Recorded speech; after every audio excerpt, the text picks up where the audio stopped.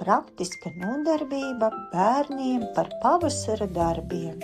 Bērni iepazīst darba rīkus un mācās tos nosaukt. Viņi stāsta, ko redz un ko ar šiem rīkiem dara. Kustību rotaļā bērni paši attēlo pavasara darbus. Skaņu spēlē bērni klausās un mēģina atpazīst darba rīkus. Zināšanas bērni nostiprina darba lapās. Spēlē bērni trenē uzmanību, atmiņu un valodu, kā arī patstāvību un pašiniciatīvu. Tēmu var turpināt arī ārā, praktiski darbojoties.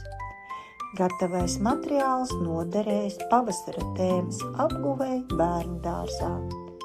Gaidām ciemos e-pirmskola.lv